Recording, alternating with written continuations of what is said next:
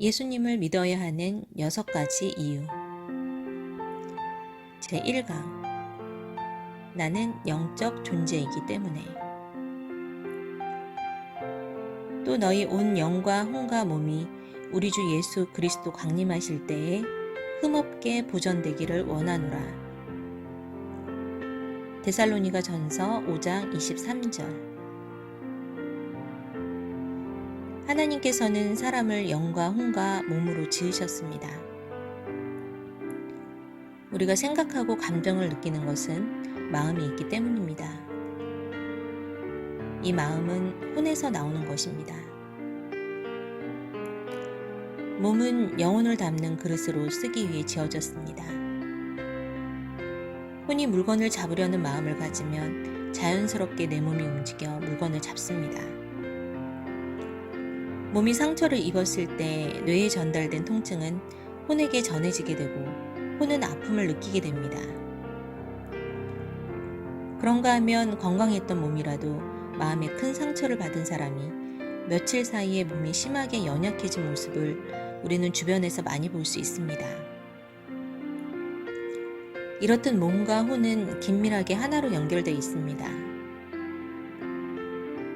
몸이라는 그릇은 연약해 깨지기가 쉽습니다. 이 그릇이 질병이나 사고로 깨지게 될 때는 더 이상 혼을 담을 수 없어 영혼은 몸에서 빠져나오게 됩니다. 이것이 죽음입니다. 영혼 없는 몸이 죽은 것 같이 행함이 없는 믿음은 죽은 것이니라. 야고보서 2장 26절.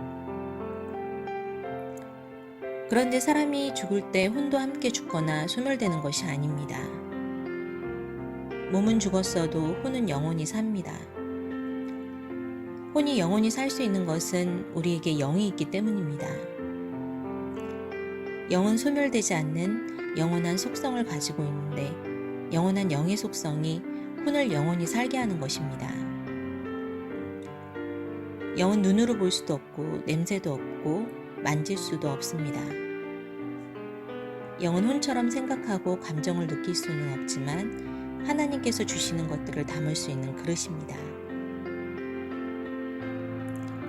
하나님을 모르는 사람들은 몸이 죽으면 그 사람의 일생이 끝났다고 생각합니다. 그리고 혹시나 영혼이라는 게 있다면 좋은 곳에 가기를 바라며 자기들 종교 방식으로 정성을 들입니다.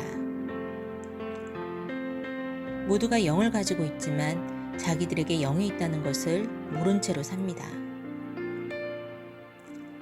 그 이유는 모든 사람의 영이 죄 때문에 죽어있기 때문입니다. 영은 죽었다고 해서 소멸되는 것이 아닙니다. 영의 죽음이란 하나님께서 영에게 주신 기능을 발휘하지 못한 상태로 존재하는 것을 말합니다.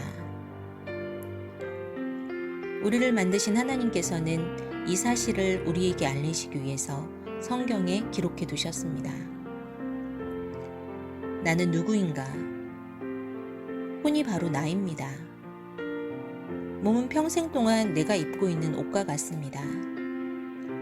몸이 죽어도 나는 없어지지 않고 영원히 살게 되는데 그것은 내가 영적 존재이기 때문입니다. 우리에게 영이 없다면 몸이 죽을 때 혼도 함께 없어져 버리고 말 것입니다. 큰 죄를 짓고 갚을 길이 없거나 자신이 당한 억울함을 세상에 알리려는 사람들이 해결 방법으로 자살을 선택하는 일이 많습니다. 우리나라는 세계 자살률 1위라는 일본을 제치고 자살률 세계 1위 국가가 된 지도 꽤 오래되었습니다. 심지어 대통령을 지내신 분도 자살을 했고 현직 서울시장도 자살을 한 나라가 우리나라입니다. 자살을 하면 고민도 끝나고 모든 것이 끝날 것으로 생각하기에 자살을 하는 것입니다. 몸이 죽어도 결국 끝이 아닙니다. 영원한 속성을 가진 영은 나를 영원히 살게 합니다. 몸이 죽더라도 나는 내 생각과 감정을 고스란히 유지한 채로 영원히 산다는 것을 알아야만 합니다. 선한 일을 행한 자는 생명의 부활로, 악한 일을 행한 자는 심판의 부활로 나오리라. 요한복음 5장 27절. 몸에서 나온 영혼은 하나님의 심판대 앞에 서게 됩니다. 그 심판대 앞에서 죄를 진 자는 정죄를 받고 영원한 형벌을 받게 됩니다. 그렇지만 죽기 전에 죄를 용서받은 사람은 심판대 앞에 서지 않습니다.